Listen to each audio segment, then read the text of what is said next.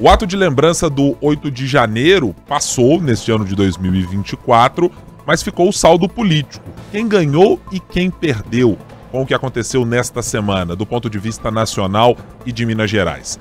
Aqui na capital mineira, nem bem o ano legislativo começou para alguns dos parlamentares e na Câmara Municipal de Belo Horizonte já tem um embate datado e com muito saldo a ser computado entre o presidente da Casa, Gabriel Azevedo, e o secretário da Casa Civil do governo Zema, Marcelo Aro. Mas quem também está ganhando e quem está perdendo nessa disputa? São os assuntos que nós vamos abordar a partir de agora no 3 sobre os 3. Os principais fatos sobre os 3 poderes da República. 3 sobre os 3. Olá, tudo bem? Seja muito bem-vindo, seja muito bem-vinda a você que é nosso ouvinte. Estamos começando o segundo episódio da mais nova temporada do 3 sobre os 3, depois do respiro do final do ano. Agora a gente já está iniciando os nossos trabalhos porque o noticiário político começou a, digamos, esquentar, engatou, acho que a 4ª e 5ª marcha já tranquilamente. E por isso estamos aqui para trazer, como todas as semanas, as discussões que envolvem os 3 poderes da República, o Executivo, o Legislativo e o Judiciário. Está aqui comigo nesta semana a editora de conteúdo de política do jornal O Tempo e da Sempre Editora, Cíntia Castro. Como vai, Cíntia? Tudo bem? Guilherme, tudo bem com você? Tudo jóia.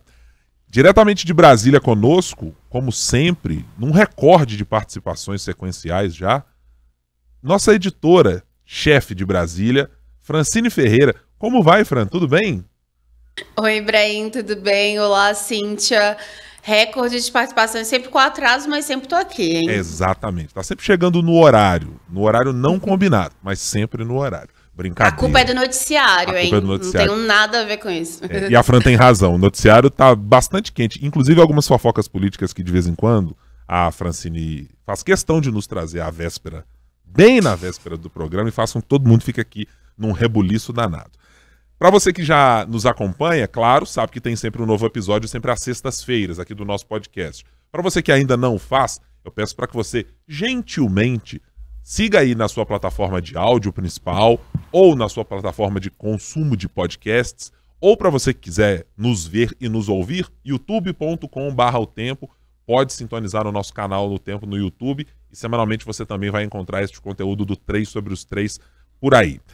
Senhoritas, vamos começar a nossa conversa de hoje falando sobre os ecos ainda do 8 de janeiro. Com o noticiário tão animado como é nesta quinta-feira quando estamos gravando, já teve muita coisa que aconteceu neste pós-8 de janeiro. Mas acho que o tamanho do que é esta data, do que foi o ato em 2023 e daquilo que aconteceu neste ano, eu acho que vale um episódio específico como o de hoje para a gente tratar do saldo que ficou de todo esse 8 de janeiro. Para começar, Fran, eu vou aí para você diretamente em Brasília para saber do ponto de vista do governo federal. O governo Lula transformou este ato, acho que, pelo menos na essência, na ideia, com o tamanho que ele merece. Eu acho que é uma data que precisa ser recordada pelos brasileiros como uma data em que estivemos à beira de ter uma disrupção democrática. De que tamanho, de um golpe de Estado efetivo, se é apenas uma instalação de uma GLO que poderia redundar nisso, aí a história aos poucos vai ser desvelada pelos personagens que ainda estão dia a dia contando sobre o que aconteceu. Mas do ponto de vista do que o governo esperava e do que foi esse ato do 8 de janeiro de 2024, você acha que o saldo foi positivo para o governo Lula, considerando a presença de governadores, a ausência de governadores e a presença de integrantes dos 3 poderes? Pois é, Ibrahim, eu acho que o governo, acho não, pelo que a gente tem conversado e tudo, o governo Lula esperava mais um pouco quando a gente fala de presenças nesse evento. Porque, de fato, a polarização política já é uma coisa que está fincada, né? É algo que não se discute mais. Então, o presidente e a sua equipe ali, que foi responsável por montar, né, por planejar o ato Democracia Inabalada, já esperava a ausência e críticas justamente de deputados e senadores da oposição, né? Por mais que ali façam parte do Centrão e apoiem o governo em pautas específicas, sabiam que, em referente ao dia 8 de janeiro, determinados deputados, senadores não iriam comparecer, justamente porque em função aí do agradar a base eleitoral, né? Que no final isso tudo se resume a isso, porque no Congresso que a gente vê é sempre trabalhos aí já pensando daqui 4 anos, né? Então, o que cai bem ou não para o eleitorado. Mas o governo Lula sentiu, quando a gente fala de falta de governadores e principalmente falta aí de ausência, né, do presidente da Câmara dos Deputados, Arthur Lira, do PP de Alagoas, que a situação se azedou um pouquinho mais, porque é o seguinte, o Lira tinha dito que não iria comparecer, isso às vésperas do evento, por uma questão de saúde, de familiares aí, em Alagoas, né, no estado dele. Mas veio à tona justamente que o ex-presidente Jair Bolsonaro estava, né, em Alagoas para férias e tudo, que se encontrou com Lira. E isso próximo desse evento, um pouco antes desse evento do dia 8 acontecer. E depois o Lira não veio, né? Então tudo isso coloca ainda mais ingredientes nessa história, porque de fato mostra que o governo conseguiu sim um alinhamento de discurso. Quando a gente pensa no discurso de, claro, punir qualquer tentativa de ataque à democracia e também de que as punições que estão sendo dadas pelo STF estão corretas, estão de acordo com a lei.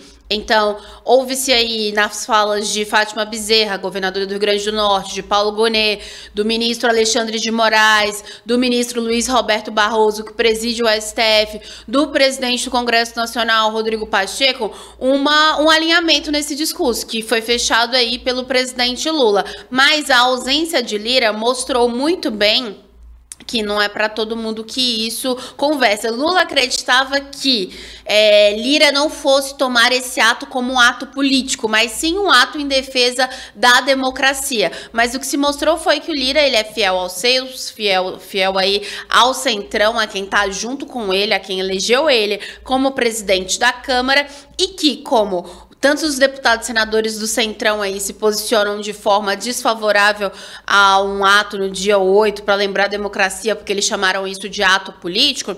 Então, Arthur Lira seguiu ali para agradar os seus, mas isso mostra também que a relação de Lula com Lira não tá nada bem, porque quando a gente fala de governabilidade, no momento em que há um aumento expressivo no valor de verbas destinadas a emendas parlamentares, ao mesmo tempo que se diminui verbas do PAC e de outros programas sociais. E também, ao mesmo tempo em que essas emendas o governo passa a ter um calendário, né, para pagar, coisa que não existia antes. Então isso mostra que tem aí vou falar um racha assim, que tem uma rusga, talvez. Isso, exato. Vou usar termos mais light, assim, em relação a essa relação. Uma governabilidade que já vai dada aí pelo presidente como muito difícil para esse ano, principalmente porque você tem MP da reoneração, tem várias outras pautas econômicas e, claro, o ano de eleição. E aí, claro, que eu acho que você também vai falar, né, aquela já adiantando, mas aí sobre o Zema também, a participação dele, que a gente também pode aprofundar sobre isso, né? Vamos. Antes de passar para estes efeitos que geraram na política mineira, em especial no governo do estado, eu quero a opinião da Cíntia a respeito disso. Cíntia, considerando aquilo que o governo federal planejou, e acho que simbolicamente para o presidente da República, tem, claro, um peso enorme. Afinal de contas, estamos falando do mandato dele, conquistado após uma diferença muito pequena de votos na eleição, que poderia ter acabado numa situação absolutamente trágica do ponto de vista democrático. Então, eu acho que tem um peso fazer um ato como esse e dizer, não, peraí, essa presidência é minha, fui eu quem ganhou esses votos e, portanto, vou fazer desses eventos algo absolutamente simbólico para marcar isso. Você está entre aquelas que viu que para o governo ficou de bom tamanho, apesar dos desfalques, qual que é a sua avaliação?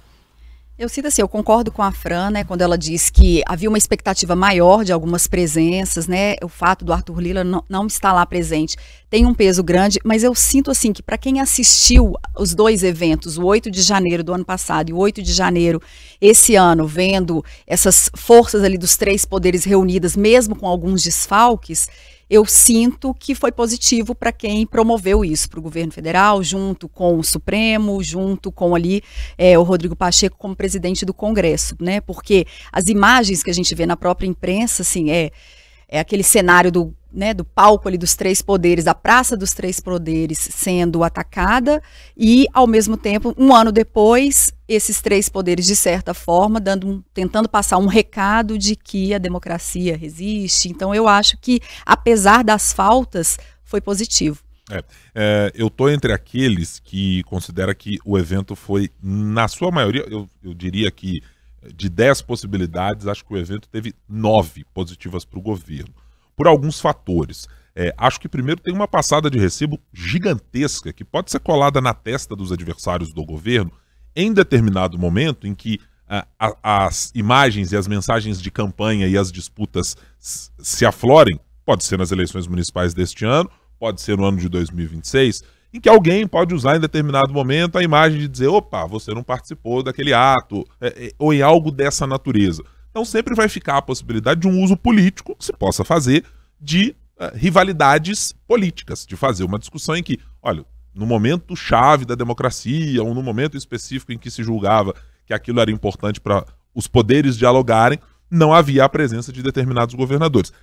Mas é claro que é preciso considerar posturas e posturas de governadores. Há governadores, por exemplo, que se manifestaram dizendo que, olha, presidente Lula, não poderei comparecer ao evento porque tem uma outra agenda. O próprio líder do governo do Senado, Jacques Wagner, chegou a dizer claramente, falou, olha, eu mesmo, pessoalmente, não era nem favorável que acontecesse no próprio 8 de janeiro, porque tem muita gente que foi viajar, tem governador que marcou eventos com a família, e vamos colocar aqui claramente, os governadores também são pessoas, né? Eventualmente marcam coisas com as famílias, eles vão viajar, vão fazer outras coisas. Acho que, evidentemente, o caráter público de estar em um posto como esse faz com que, às vezes, você vá cancelar a viagem da família para fazer a participação em determinados eventos específicos ou coisas que sejam relevantes do ponto de vista público. Mas é compreensível num ato em que havia ali gente que já não tinha exatamente uma adesão ou que tem preocupações eleitorais das suas bases. E é claro que o governo tem a noção de tudo isso. Que sabe que, por exemplo, um governador como Jorginho Melo não participaria quaisquer fossem as circunstâncias, mas talvez esperasse uma adesão de uma espécie de governadores ou outros integrantes dos campos políticos diversos que dissessem, não, tudo bem, vamos ali sentar com o governo, afinal de contas, não estará só o governo do presidente Lula, terá lá o Supremo Tribunal Federal, terá também o Poder Legislativo, citado e na pessoa de Rodrigo Pacheco e esperado também na pessoa de Arthur Lira. Então acho que o governo de alguma maneira contabilizava algumas ausências, mas pelo relato da Fran, certamente não tantas quanto foram vistas. Mas acho que os governadores, e aí é o caso simbólico do governo Zema, que não foi em meio a uma série de atrapalhadas sobre a sua própria decisão de ir ou de não ir, a ponto de colocar na agenda que participa de um ato, né? E precisamos colocar a definição. Ato é qualquer situação que possa envolver de fato política feita por políticos. Isso acontece. Na agenda, e depois diz que descobriu que o evento em Brasília era um evento com cunho político. Quer dizer, traz para esses governadores que tiveram, ou pro governador Romeu Zema em específico, acho que essa dificuldade de dizer, mas como é que eu me posiciono nesse discurso? E se posicionou muito mal nesse cenário. E acho que tem um outro ponto que me indica também uma espécie de, não vou chamar de vitória, mas de um ganho político por parte do governo federal, que é o fato de a gente ter visto muito pouco da oposição ser capaz de articular um discurso único e que ganhasse muito eco em contraposição ao 8 de janeiro. A Cíntia mencionou muito bem essas imagens que a gente viu na semana que se antecedeu ao 8 de janeiro deste ano.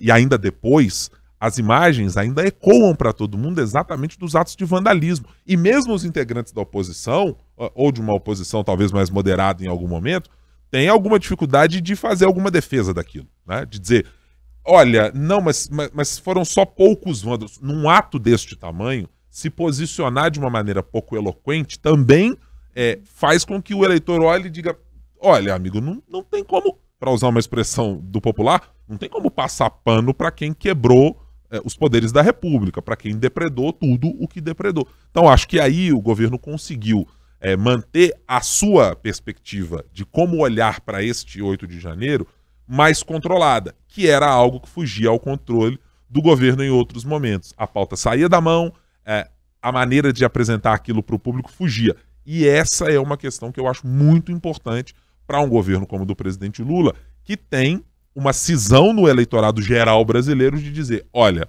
nós desconfiamos do governo, nós não temos confiança nesse governo, mas se o governo consegue transmitir mais a sua mensagem, talvez ele tenha alguma vantagem. Cíntia, você queria dizer algo? Não, eu ia dizer assim, antes de falar do nosso governador Romeu Zema, assim, uma imagem também que para mim foi muito emblemática quando você compara, porque eu penso assim, talvez você pensando sob o ponto de vista dos aliados, quem está com o Lula ou não, quem quis dar esse recado ali usando essa cerimônia ou não, talvez o governo tenha perdido.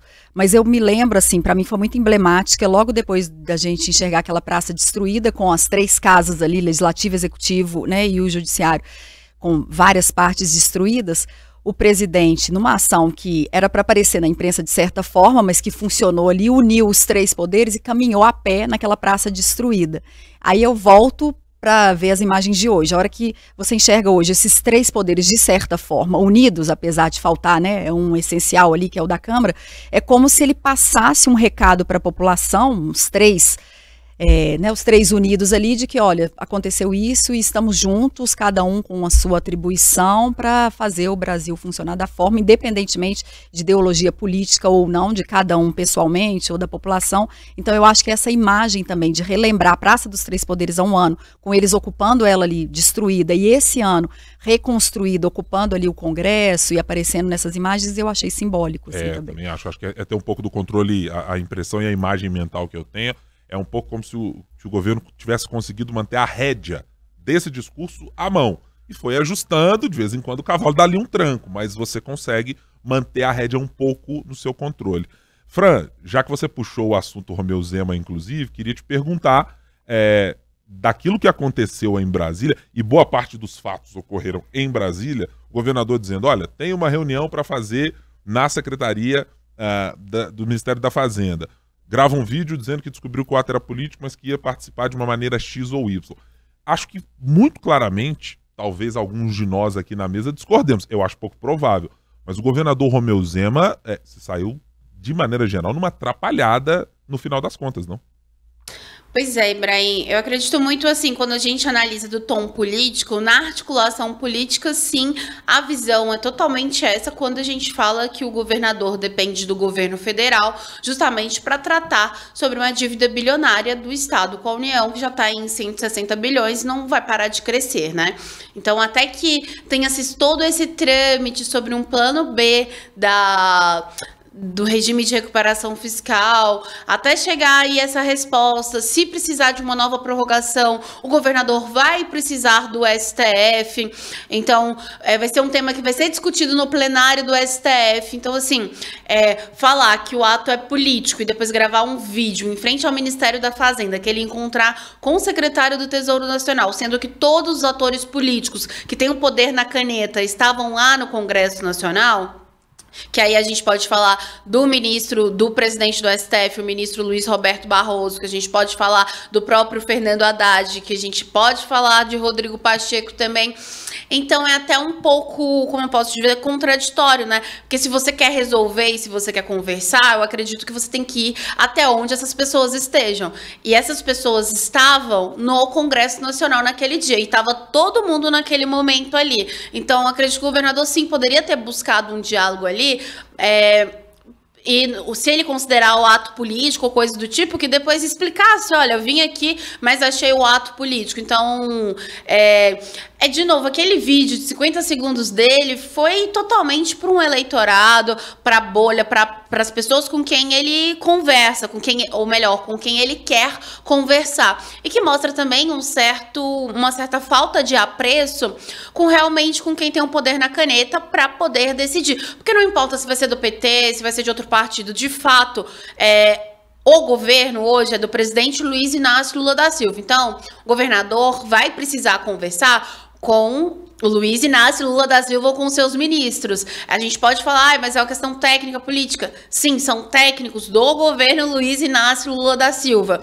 Então, assim, foi muito mais, eu acredito, que um jogo de cena no sentido para falar com o eleitorado e com os apoiadores do que, de fato, para resolver alguma coisa, porque a gente sabe também que o Haddad está de férias, por exemplo. Então, não vai sair uma decisão, algo do tipo, por agora. E até puxando pelo que vocês falaram, né, sobre como a oposição agiu no dia 8, e continuou do mesmo jeito, conversando ali pra bolha, conversando, e quando eu falo bolha, é bolha da oposição, bolha de quem tá no governo, porque hoje tem uma discussão enorme também sobre essas questões do algoritmos, né, que eles te entregam aí coisas que você mais procura, enfim. Então, assim, o que a gente viu ali da oposição também, foram os deputados de oposição e senadores mais ferranhos falando justamente do dia 8 de janeiro, que haviam infiltrados ali naqueles atos e foram eles que destruíram, e que houve omissão do governo federal por parte de Flávio Dino, né, que vai assumir o STF em fevereiro. Então, se passa muito mais criar conteúdo para quem já te segue, para quem já está ali com você, do que de fato uma discussão nova. O governador Romeu Zema, na minha avaliação, não veio aqui para abrir diálogo, para tentar construir uma solução para a dívida de Minas, senão ele teria procurado quem realmente decide sobre isso. E aí complicou mais ainda a situação dele com o Lula, com o Pacheco, que já era ruim, porque assim, primeiro ele disse que não, primeiro tinha coisa que ele não ia, aí depois vou. Aí depois, não vou mais não. Então também fica assim, eu acho que o mínimo de... perde-se uma elegância, né, em todo esse processo, e gestos, como a gente sabe, na política são importantes. E querendo ou não, ele pode falar para o eleitorado, mas vai decidir quem que decide, né? Eu acho que tem, e eu vi esse eco sendo feito em uma parte das redes sociais, mas também com pelo menos 2 pessoas que eu conversei, que é uma avaliação de que a imagem do governador, para quem não é de Minas Gerais, não conhece o dia a dia, passa uma imagem de alguém que não é firme na sua decisão. Porque titubeou entre vou, não vou, participo, não participo. E a mensagem, descobri que era um ato político, estando em Brasília, não pegou bem entre um eleitorado que não o conhece detidamente, no dia a dia, nas conversas, como a gente que acompanha a agenda do governador, que acompanha o dia a dia do governador. Então eu acho que esse é um ponto negativo para o governador Romeu Zema. Acho que do ponto de vista da mensagem direcionada para agradar a sua própria base, como mencionou a Fran, eu acho que sim. É uma base que ele agrada, mas há que se lembrar. A base que o elegeu não é única e exclusivamente uma base captada apenas do ex-presidente Jair Bolsonaro. Há outros eleitores em Minas Gerais que também elegeram o governador de Minas Gerais e que daqui a pouco votam nas eleições municipais e que em 2026 votam para suceder o governador de Minas Gerais em outro campo. E acho que, para além disso, o governador que pretende se posicionar se como uma terceira via ou como um espólio do ex-presidente Jair Bolsonaro, também não se colocou exatamente em nenhum desses campos. E aí faz essa menção para a terceira via para dizer, depois a terceira via brasileira diz assim, nossa, mas nós não temos espaço. Depois que aparece com 2, 3% de votos e diz assim, gente, mas tem 3% para a terceira via que não quer não nenhum, não nem outro. Eu acho que o ato de 8 de janeiro foi uma data perdida por quem se apresenta como terceira via para chegar naquele espaço, se apresentar politicamente e dizer eu não concordo com as ideias do governo do PT, eu não concordo com as ideias do governo Lula, eu não compactuo com as políticas públicas levadas à frente por esse governo, mas estou aqui como um representante dos governadores ou da terceira via ou de um projeto político alternativo, mas que respeita o que está sendo dito aqui.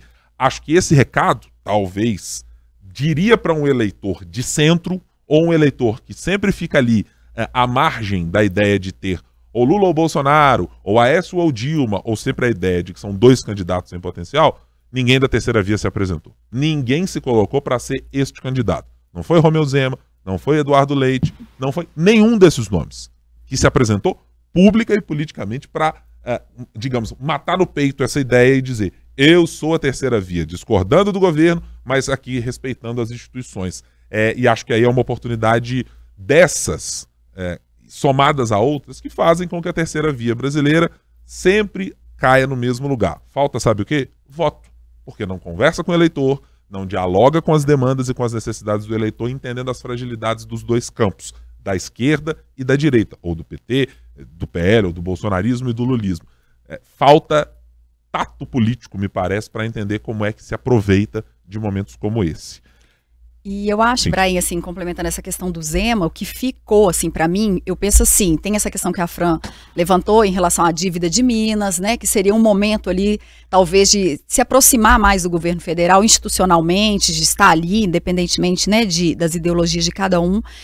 Ficou esse recado, talvez, para o público dele ligado ao presidente Jair Bolsonaro, ó, desistir de ir, não vou, mas eu acho, assim, independentemente de qualquer coisa, o que ficou ruim para ele foi essa indecisão, assim, como você bem usou o termo atrapalhada, porque assim, a gente, né, tinha a expectativa de que ele não iria porque estaria de férias. Aí de manhã o governo solta uma notícia de que o Zema está indo, surpreende, inclusive até pessoas, né, de Brasília que não imaginavam que contaria com isso. Aí o governador está lá em Brasília, né, está junto lá com o governo federal, segundo ele, tentando negociar a questão da dívida, e aí decide de última hora não ir.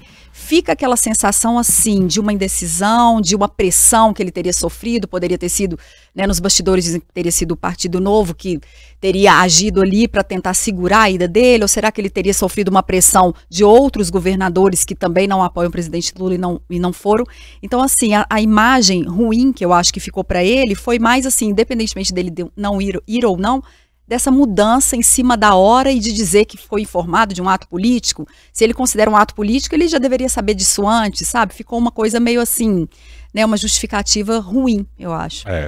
Acho que assim, no saldo final, o governador, talvez para uma boa parte do seu eleitorado, ou do grupo do Partido Novo ali que defendeu a não presença dele, talvez tenha dito, olha, para o nosso eleitorado está tudo bem.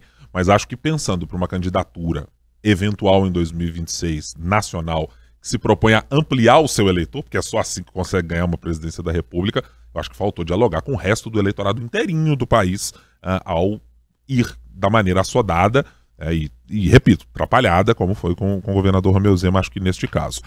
Agora vamos tratar de um outro assunto aqui no nosso 3 sobre os 3, porque se alguém tem certeza do que vai acontecer neste ano de 2024, são os dois personagens que eu vou citar aqui agora, assunto do nosso próximo, os principais do nosso próximo tema. Gabriel Azevedo, presidente da Câmara Municipal de Belo Horizonte, e Marcelo Aro, secretário da Casa Civil do governador Romeu Zema, ex-deputado federal.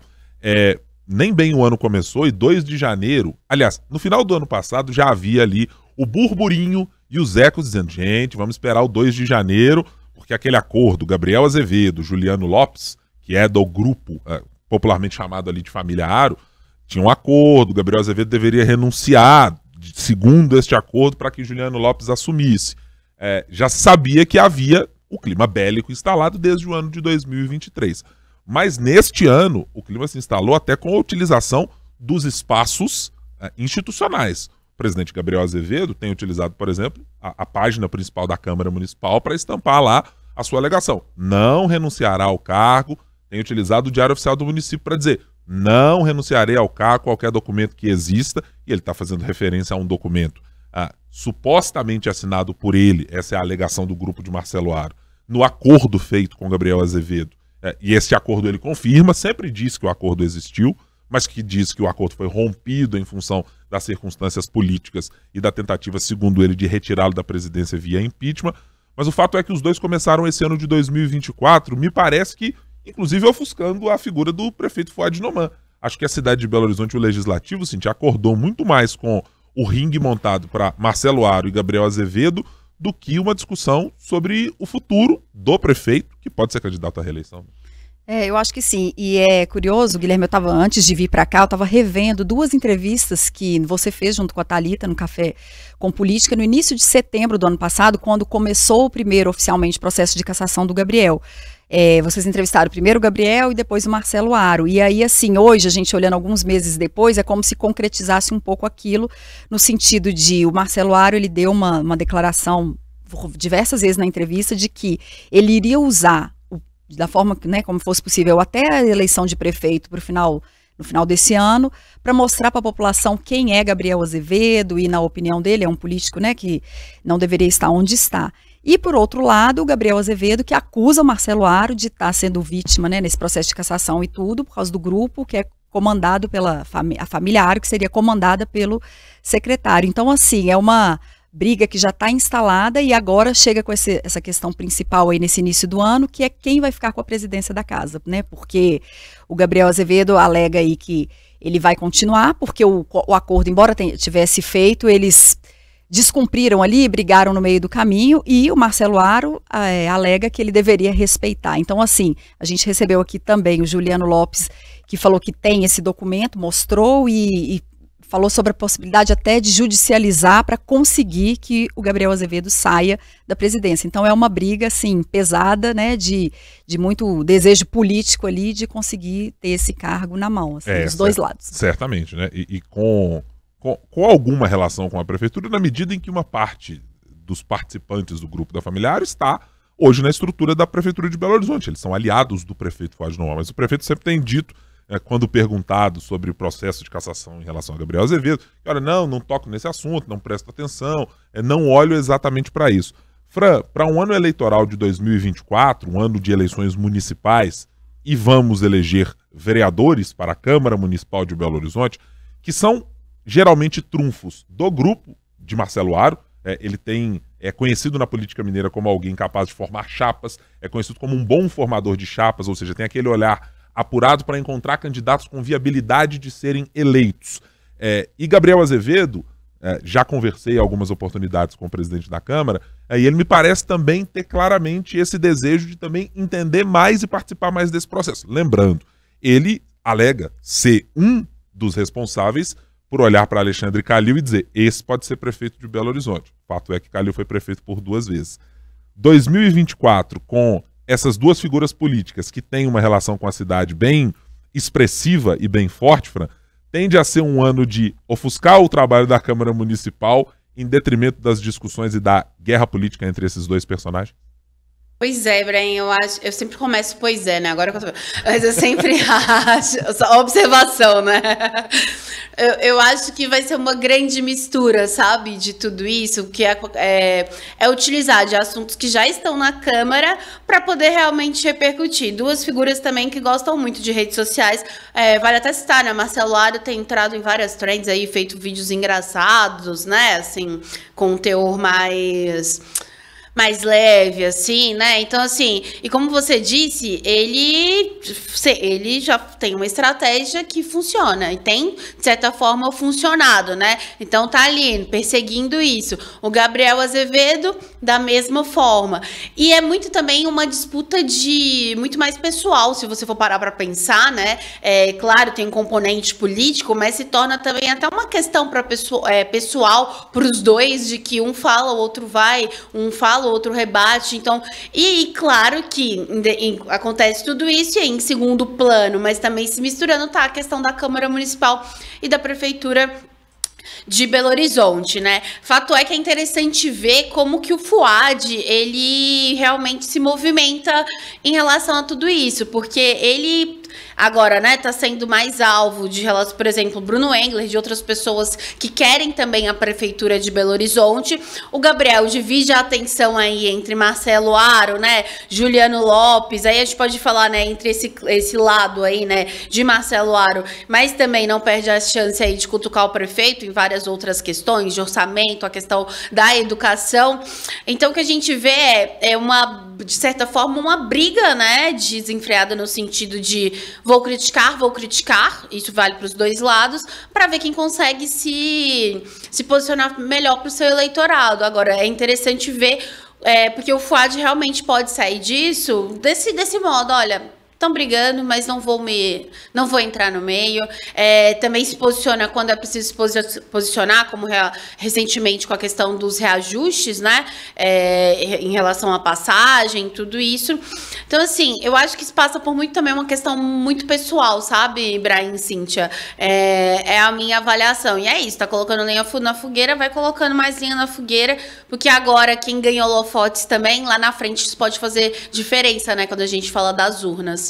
E acho que pode fazer diferença pro bem e pro mal, né, Fran? Exato. Porque ouvimos já de algumas pessoas que passaram pelo Café com Política e outros interlocutores políticos desses dois grupos que cada um está fazendo a sua captação de espada, escudo e do seu arsenal para que na eleição possa ser utilizado. Eu duvido que coisas políticas ou declarações ou assinaturas, atos, etc., não vão ser utilizados na campanha política. Para dar um exemplo de duas coisas aqui que eu tenho certeza absoluta que estarão na campanha considerando se houver a presença destes dois como candidatos.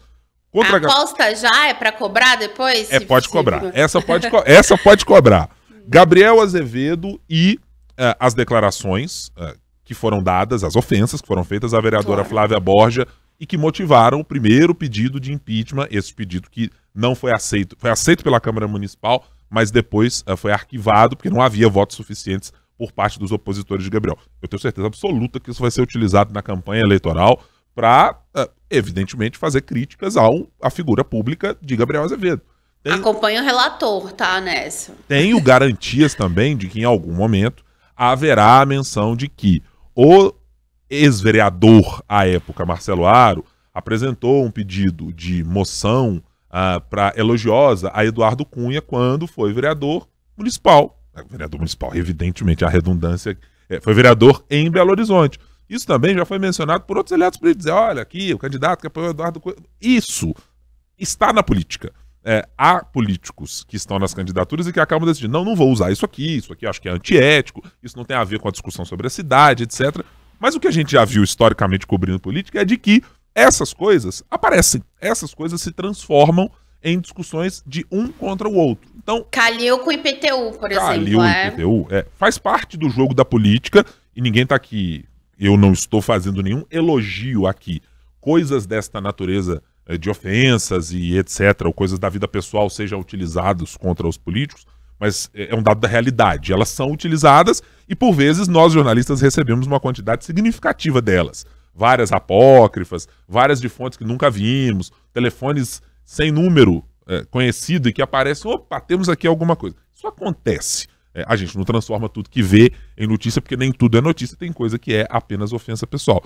Então, acho que é muito claro que esse embate está instalado na cidade e vai ser levado à frente. A minha única dúvida nesse caso é se teremos uma candidatura de Marcelo Aro, potencialmente à Prefeitura de Belo Horizonte, ou se num apoio, seja ao prefeito Fuad Noman, seja a outro grupo político, seja a outro candidato, porque o acordo feito entre o grupo de Marcelo Aro e o prefeito é de governabilidade. Isso é dito muito claramente por integrantes do grupo. Não tem nada a ver com as eleições. E aí precisa saber, Marcelo Aro vai, de fato, estar no fronte em oposição a Gabriel Azevedo o tempo inteiro, ou a candidatura que ele apoiar eventualmente não vai querer ser uma briga tão frontal assim? Não sei se uma candidatura do Partido Novo, e talvez tenha ali alguma aliança que possa dizer, não, nós não queremos esse tipo de embate, a discussão não vai partir por aí.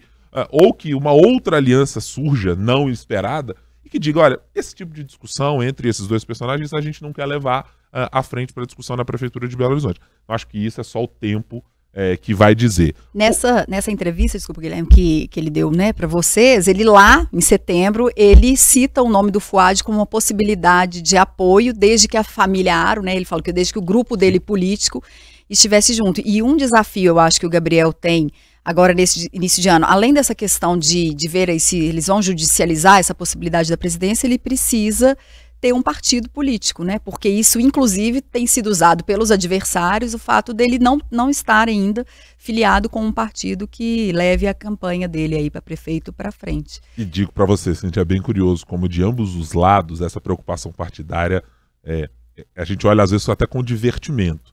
É que você conversa com gente do grupo de Gabriel Azevedo, do grupo de parlamentares que hoje está o apoiando e que tem ali afinidades com ele, e vários deles fazem conta sobre outros partidos. O Marcelo Aro não tem espaço desse partido, ou o grupo dele não tem, ou esse vereador não tem espaço mais naquele partido. E você conversa com o grupo contrário e é mais ou menos a mesma coisa. Olha, o Gabriel não tem espaço naquele partido, aquela porta fechou para ele. Ou seja, mesmo nos meandros da política, da organização de chapa, da organização partidária, de quem vai compor com quem sai de partido, essa discussão também está tomando conta e está tomando corpo, considerando e tendo como chave mestra o embate entre essas duas figuras públicas aqui em Belo Horizonte. Senhoritas, então vamos aqui para encerrar o nosso papo e rapidamente para os nossas apostas da semana. Quero saber de vossas senhorias o que pensam sobre a semana que vem. Ô Francine Ferreira, eu começarei por você, e aí, inclusive para a gente ser breve por causa do nosso tempo, eu vou te pedir um palpite. A sua aposta da semana, em um palpite, porque a Francine já tem apostado várias vezes, uns 3. Aí ela lança... Tá pegando meu tempo tá aí, ó, que eu podia apostar. Viu como é que é assim? Ela tá contando sempre assim, uns 3, e aí quando volta pra bancada mineira, a gente não tem mais palpite inédito pra dar. entendeu? Então eu preciso agora cercar Francine Ferreira para que ela dê um palpite apenas. Ô Fran, nesta semana super agitada, super movimentada e chuvosa aí em Brasília, tá dando pra ver aqui pelas nossas começou câmeras. A chover, não tava... Sim, tá com uma chuvinha sol. perfeita na capital federal pra dormir, que não é o que nenhum de nós que estamos trabalhando vamos fazer. A sua aposta da semana, Fran, qual é pro noticiário, o que devemos acompanhar na semana que vem? Ou ainda nesse resto de semana, né? Pois é, se enquanto a gente estava gravando aqui nada mudou, porque até o tempo mudou, né? Seria justamente para saber qual vai ser o destino aí de Ricardo Capelli após a chegada do Lewandowski no comando da Justiça e Segurança Pública. Fato é que ele não deve continuar no ministério e como ele já disse para pessoas próximas que não vai aceitar nada abaixo do que era aquilo, né? E em certa parte está correto mesmo, então é interessante para ver qual que vai ser o destino do secretário executivo aí que no final do ano passado, né, deu diversas entrevistas e estava pleiteando o cargo, que agora está no Lewandowski. E eu vou endossar. Eu acho que é Ricardo Capelli. Pelo menos o meu assunto é Ricardo Capelli, porque acho que com a decisão que tivemos nesta quinta-feira da escolha do presidente Lula por Ricardo Lewandowski para o Ministério da Justiça, o coringa-mor desse governo Lula 3, quero saber para que espaço ele será alocado, porque tem uma discussão de quanto o PSB vai ter esse espaço, vai ter um monte de outras coisas para colocar no caminho. E aí tem uma solução para ser dada do ponto de vista de recomposição de base com um partido que, se não é importante no mesmo tamanho ideológico, mas ideologicamente é muito importante para a composição do Partido dos Trabalhadores e o seu grupo político hoje. Cíntia.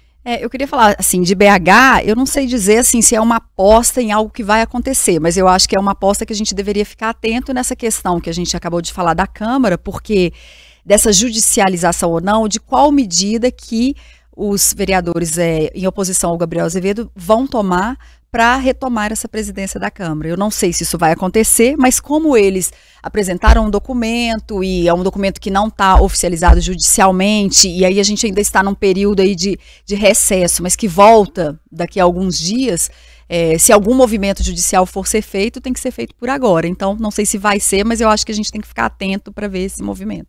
Muito bem. Concordo com você também. Acho que é bom tema ver o quanto a justiça vai se movimentar, porque tem algumas derrotas que têm sido colhidas aí por este grupo político até agora no embate com Gabriel Azevedo. Né? E se eles vão chegar até a justiça, se vão até a justiça, né? Primeiramente. Francine Ferreira, editora-chefe de O Tempo Brasília. Muito obrigado pela sua companhia nessa semana. Semana que vem tem mais 3 sobre os 3, tá? Contamos com a sua presença.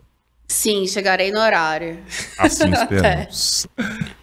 Cíntia Se Castro. a República deixar, tá? Só para deixar bem claro. Sim. A grama do vizinho, são sempre outras coisas terceiras que não era. Tá tudo certo. Cíntia Castro, prazer em tê-la conosco mais uma vez. Semana que vem conto com você por aqui? Guilherme, muito obrigada, um prazer, mas eu acho que semana que vem não. Porque semana que vem eu estarei de férias. Gente, o Brasil... É isso que nós estamos dizendo sobre o Brasil, que não mudou. Isso aí o ministro Paulo Guedes não tratou na época que esteve no ministério, né? Que bom. Férias aí em janeiro, assim. Que bom, dia 18 de janeiro, mas eu prometo ouvir vocês. Tá aparecendo Prometo.